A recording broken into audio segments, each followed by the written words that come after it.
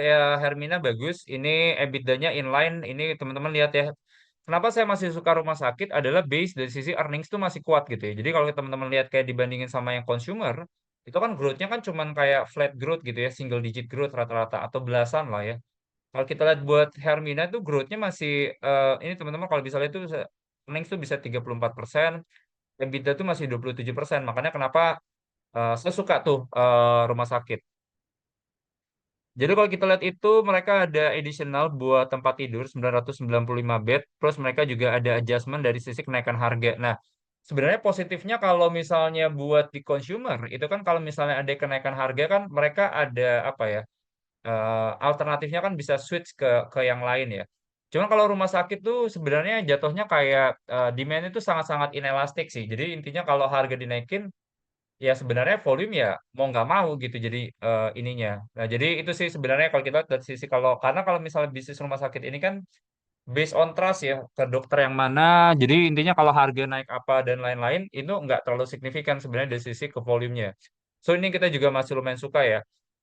eh dari sisi volume pasien itu masih bagus, yang rawat inapnya masih naiknya 8,4%, outpatientnya juga masih lumayan jalan. Kontribusi buat yang non JKN itu turun ya 28,1% sebenarnya. Itu karena ada down trading. Jadi kan kalau kita kan kondisi ekonomi kan lagi nggak terlalu bagus ya. Jadi yang sebelumnya mereka banyak dari ini akhirnya mereka lebih prefer pakai BPJS saja walaupun prosedurnya ribet dan lain-lain gitu. Jadi kelihatan akhirnya dari sisi kontribusi pendapatan non JKN-nya ini turun ya. Bed occupancy rate-nya bagus. Ini juga masih di 75%. Kalau kita bandingin tadi kan Siloam kan sekitar 67 ya. Ini si Hermina lebih tinggi sih ya. Dia 75%. Jadi seperti itu. Nah, positif ya. Nah, jadi kalau kita lihat juga dari sisi company udah introduce. Jadi kemarin tuh ada skema yang baru. Itu namanya skema koordinasi manfaat COB.